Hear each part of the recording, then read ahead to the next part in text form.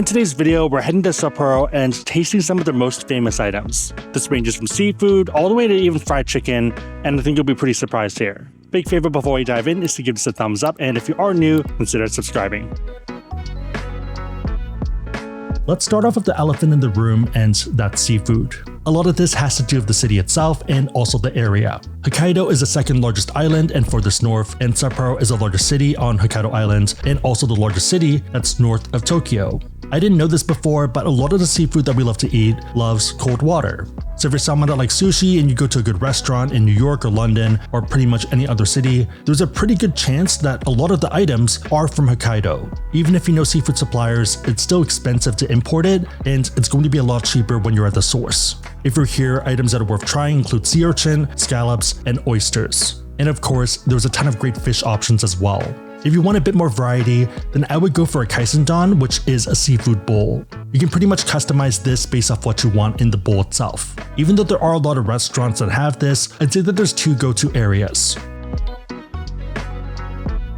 The first one is going to be Nijo Market. This is the most convenient option and it's pretty easy to get there, only a few minutes walk from Midori Park, which makes it very centrally located. This means that you can get delicious fresh seafood and then go luxury shopping right afterwards. This is where we got our kaisendon, and it was one of the best ones I've ever had. There are a lot of little restaurants here and the lines can be pretty intense, so I'd recommend coming early, especially if you want things like sea urchin, because they can and they do sell out. Let's start on this bowl. Sebby, go. Super fresh and there's a sweetness to it, really good. I'll use some ginger to cleanse my palate. Next up, let's do surf clam. That's one of the better surf clams I've had. It's like super sweet here. There's like a tenderness to it. It's really nice. Some squid. And pretty good as well. Crab. Probably should have started that one because it is more subtle. So you generally want to do more subtle to stronger flavors. Scallop. That's a good scallop. This is a miso soup. There are little shrimps in the miso soup. Delicious. Fatty salmon.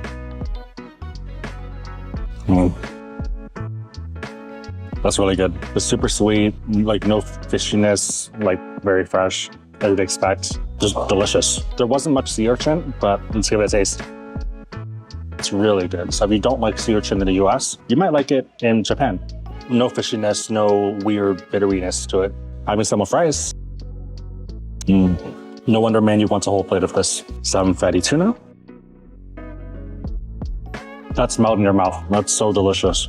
We've gone to a ton of nice sushi restaurants in the US, and I feel like a slice of that quality would probably run you like 15 to 20 bucks already for like one or two pieces. And then that's pretty much the price of the whole bowl. Here is the big boy, the big shrimp. Little dip in the soy sauce. Oh my gosh, this is so good. Like, I think this is one of the few I've had. Like, this is up there, like top 3. Unsurprising, like everything else pretty much here. Last thing is the tamago. Pretty normal and a good way to finish off the meal. Okay, just finished and it was about 60,000 yen. Okay, just finished the meal and it ended up being 6,000 yen, which is about 40 US dollars. Pretty good value and the food was amazing. I definitely recommend if you are coming to this part of Japan. Let's check out another one.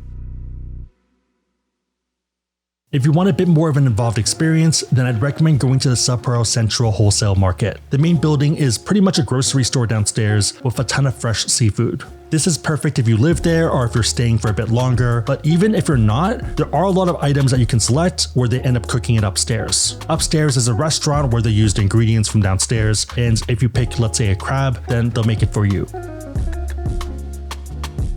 Speaking of which, number 2 is going to be crabs. Sapporo is considered the crab capital of Japan and maybe even the world. For our visit, we ended up selecting a king crab and also a hairy crab downstairs and then having them make it upstairs. They can steam it, grill it, or you can have it as sashimi. Generally speaking, the best time for king crabs is between late October and January. For hairy crab, it's usually between March and July. You can still get it off season, but the best times for flavor is between those periods. First up is a sea urchin, and it's a pretty big plate for the price. But like in the US, you're easily paying 3 to 4 times as much for probably less fresh and less good food. And so I'm gonna taste first and then one with soy sauce.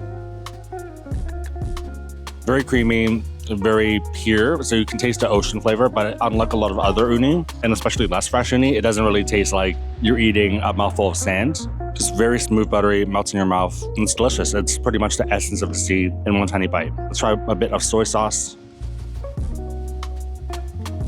Soy sauce actually brings out a lot more flavor. You have the saltiness, which makes it a lot sweeter. That's a nice little contrast and flows really well. Would definitely recommend getting it. And I think we might actually get a second plate because Mandy's eyeballing the rest of this pretty aggressively, even though I've only had 2 pieces. Second up, we have king crab. We did opt for a smaller one because we do have a few other things coming. This is also just half of it. You can get it up to 2 ways. You can get it sashimi style, boiled, or barbecued. We chose barbecue and boiled. This is the barbecued one. You have 4 legs because it's half the crab, and it looks pretty good already. It's pretty heavy, pretty sizable. Excited to try this. Under the shell, there's actually a lot of roe. It's the orange stuff. You can see the little eggs as well. Maybe look a bit closer. Pretty good. Step in some soy sauce. Very strong flavors, but delicious. Even though it's not the biggest crab, there's still a lot of meat. Overall, I think this is definitely a fun experience. It kind of reminds me of an IKEA or Costco in that you can kind of see the base product and you can have the final product at the top if you want, or you can take it home and do it yourself. I think there are places that might have better quality or like maybe better final touches by the chefs.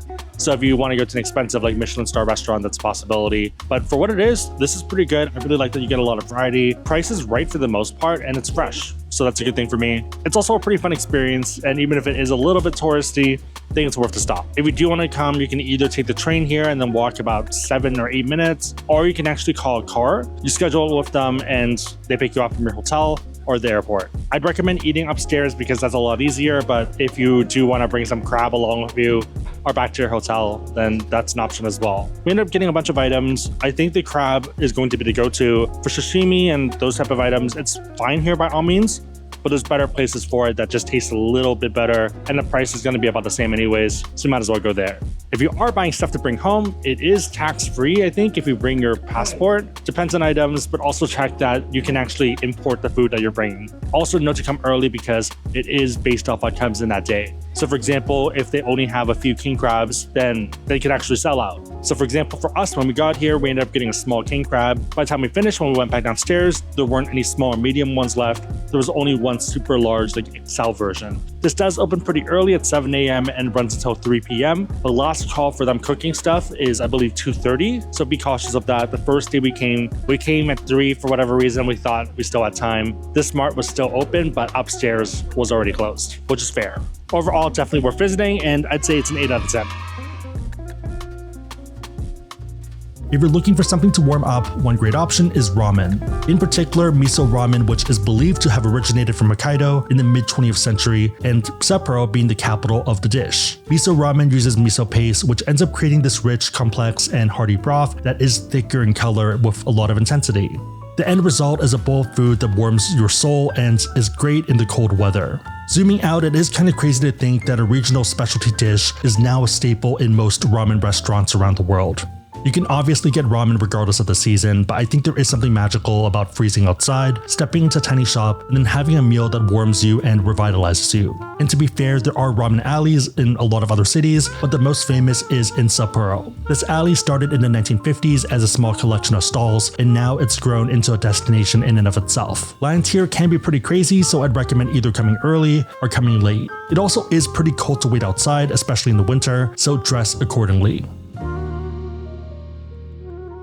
If you need a break from ramen but you still want something hearty, then try soup curry. This is another dish that originated from the area, and it is pretty unique from other curries. When most people think Japanese curries, they're thinking thick and stew-like. As the name implies, soup curry is more of a broth, and it's loaded with a lot of different spices like turmeric, coriander, and cumin. The reason people really love the dish is because it's super customizable. It also works with a lot of different proteins. Soup curry is normally served with rice, and it's super filling. Similar to ramen, you can have this whenever, but I think there is something special about having it in the winter. Call me crazy, but my favorite meals are when I feel invincible afterwards, like I don't need a jacket even though it's still freezing outside.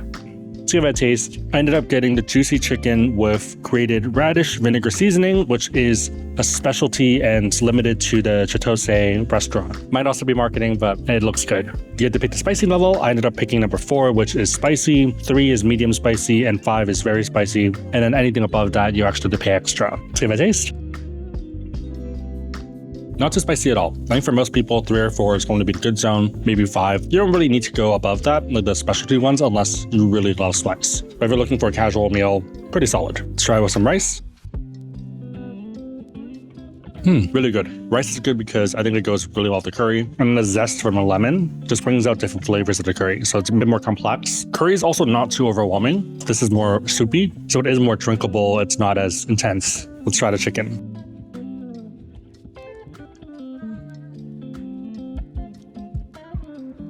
That's really good chicken. It's like perfectly seasoned, but it's also different from the curry. So it offers a uniqueness to it. It kind of blends really well together. I really like it and I think it's well worth the price. And if you are in this area, then definitely stop by for one. Note that a lot of these restaurants here are cash only, so make sure to withdraw some cash. Let's actually give a taste test to a few other ones in the room with us right now. This is number 2 spiciness. 2 spiciness is kind of bland for me. It kind of tastes the same at first, but there's a kick that comes after, and it gets a little spicier, but it's not too spicy to the point of death. I think 2 is a bit bland for me, but just depends on your taste buds. Okay, going to finish this off and see you guys in a bit. We're halfway through and we have 4 items that are perfect for winter months. If you are visiting during these times, I would try to time it around the Sapporo Snow Festival. This is typically held in February and it was started back in the 1950s. Back in the day, it was a bunch of high school students, and now it's grown into an international event. This ranges from small statues all the way to giant snow castles and snow houses. If you want to walk and see everything, it could easily take 90 minutes. It also isn't just about the snow, there's also food stalls, concerts, and other cultural events. If you are coming in the winter to enjoy the food, then you might as well also see the Snow Festival.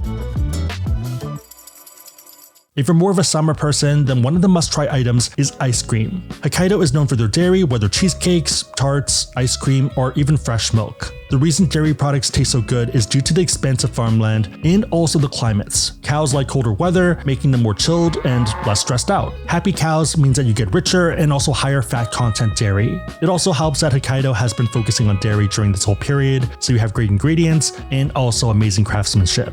All right, we're gonna have some Hokkaido ice cream with Hokkaido milk, which is very famous, and also some strawberries, which are really good in Japan. That's really good.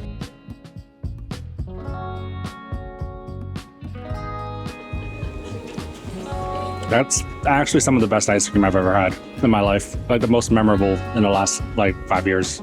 That's so good. I ended up getting an ice cream crepe with a bunch of toppings. So strawberries, yeah, tons of stuff. Time to review this crepe. That's delicious.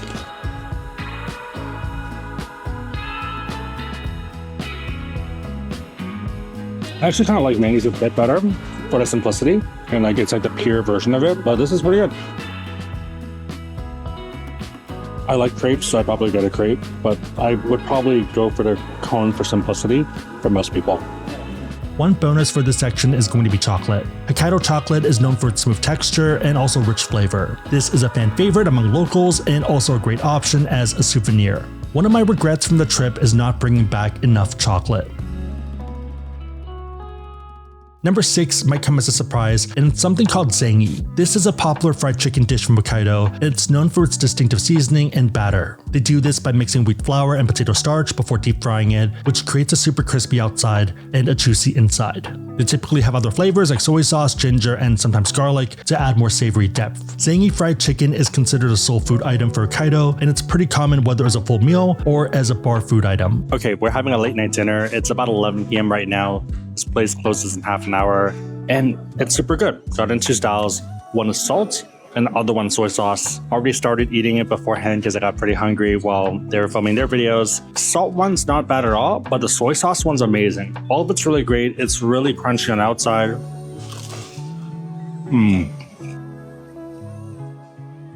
awesome, awesome crunch. Inside, it's still tender and really juicy. This is some of the best fried chicken I've had, and I would consider myself a fried chicken connoisseur. I'm someone that happily eats chicken wings, chicken, anything fried plus chicken, I'm good for. The crazy thing is that my 8-piece pile of chicken was only 1,200 yen. Right now, the exchange rate is about $8 US, under $10 for a lot of food, and it's good. It also comes with rice, potato salad, and also macaroni salad, potato salad. Pretty normal, but that's not a bad thing. Macaroni salad. Macaroni is okay. I've had better. Also comes with salad. And there's also salad dressing that is being squirted by Mandy.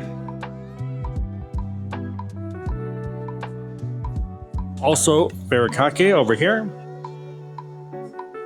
Lots of options. You can't really go wrong. And when you have delicious fried chicken as a base, you're starting from up here already. You're starting from a 9. The quality of the food plus how delicious it is, and also the price, to me makes it a 10 and something well worth trying if you are in Sapporo. 2 thumbs up. Awesome.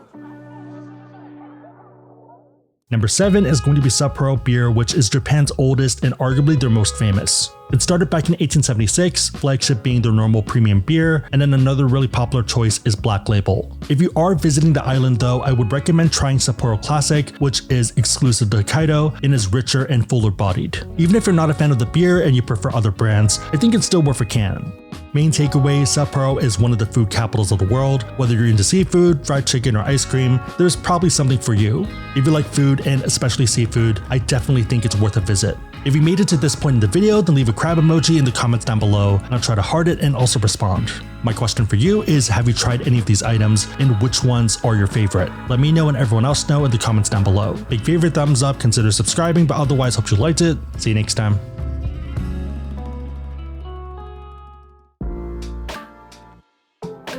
Outside of fancy fare, I'm always curious about McDonald's, so tried it in Hokkaido as well. Actually ended up trying it a few times, and you obviously do have different items. One big difference though is that they do use less salt, so fries are kind of less flavored. We ended up stopping at McDonald's to take a quick coffee break since we both needed a coffee. Funny enough, they, I guess, don't have large here because they were like, what size do you want? And I was like, large. They're like, small or medium? I was like, can I have a large? They're like, okay, medium. I was like, okay, medium it is. Also, I ended up getting 5 spicy chicken nuggets because they were pretty cheap. These were $2.60. So I think that's like one like 70. Like, I don't know, it's pretty good price to me. Also, Mandy saw these and totally Mandy wanted to get these bear bricks. No, it's me. I saw them, wanted to get them, did a bit of Googling and found out it's limited to Japan and also in Tokyo and a lot of other parts of Japan. It was actually a lottery-based system. You couldn't just come in and buy it. Here, we could. So I'm feeling happy, but yeah, we'll see. And it's nice anyways. It's pretty affordable. It's like 20 bucks for 4. I was worried it was 20 bucks for 1. All right, let's do a taste of the chicken nuggets. So they are a bit different. They aren't really the same colors that we're used to. And these are the garlic spicy nuggets. I'll dip them in a bit of sauce. I mean, that's a good nugget. It's one of those items where I would happily eat again myself, even off of camera, but I would be hesitant to recommend it to 100 or 1,000 people to go to Japan just to get it, if that makes sense. So yeah, I like it, but maybe it's good for you. Coffee. It's really hot. Okay, yeah, let the coffee cool down. We're pretty much here for like 30 minutes, 45 minutes. Just send some emails and then wait for my sister to get here. There also are a lot of other people doing homework here, so I think it is a pretty popular spot for that. But yeah, some email stuff, and then we'll head to the next destination. See you guys there. 3 days later. Okay, we're once again at McDonald's. Got Mandy a coffee, Diet Coke. This is a teriyaki McBurger, which I've never heard of until now, but sounds interesting enough to taste. And got it as a combo, as a meal. Fries are pretty mid. End of day fries are not the best, but let's give this burger a taste. This has to be the most 3D looking burger I've ever seen. First impressions, the bun and everything else looks very artificial, but in like the weird 3D printed way. Like obviously it's McDonald's, but it looks too perfect. Like you wouldn't think it was food. Even the back of the bun. Yeah. Taste-wise, a little bit bland, surprisingly, even though it has sauce. It kind of reminds me of the breakfast sausage sandwiches, but with teriyaki on it. But yeah, weirdly bland, because the McDonald's breakfast sandwiches are usually pretty tasty. There are items that I like at McDonald's. This is not one of them, so I would skip this one. Still probably finish it because I'm hungry, but not the best burger otherwise. Just got to New Chitose Airport, and we're kind of trying to burn an hour or two. Figured we'd try out a few different cafes and options. We are at a character-themed one for Doraemon, also known as Ding Dong. So he's the blue robot cat that you probably have seen at some point. We ended up getting 3 combos, pretty much his favorite snack, as well as some coffees. You have the choice of hot or cold coffees. Even if you do get cold, you can get the character art on top of it. We ended up getting one of each one, and yeah, gonna enjoy our time here. I'm probably gonna actually sit here and just sip while they explore the rest of the airport area and the shops, because it's pretty much a mall. Main reason is because we do have a bunch of stuff, and I don't really want to lug it around for an hour or two, so this kind of works out. So we have 3 friends here. So number 1 is Doraemon. This guy is kind of like his owner / his best friend, I think. And then this, I think, is his girlfriend, if I recall correctly. That's his little cousin. Oh, I don't remember that one. Yeah. A little cousin, yeah. And then we got some of the characters. So Red Bean, one is Chicken, which is limited edition. And then the last one is Custard. All right, let's give this a taste. Mr. Red Bean, his tail. It's Red Bean. Thoroughly mediocre, but you are at a character cafe, so food expectations aren't bad. I'm finishing it all. It's going to be good, but I don't think I'd recommend coming here unless you really like Doraemon. Custard one. Custard one's a lot better. I'll go for this one. Chicken one. Chicken's also really good. I think I just would not go to Red Bean. Chicken's solid. Even though I like Red Bean and it's like the signature of Doraemon and his favorite item, kind of a skip here. This is my coffee, which is the Hawaiian spice caramel, or as Joanna said, lemon spice latte. Pretty good coffee, and if you like Doraemon, or if you want somewhere to sit while your player 2 and 3 are shopping, this is a great spot.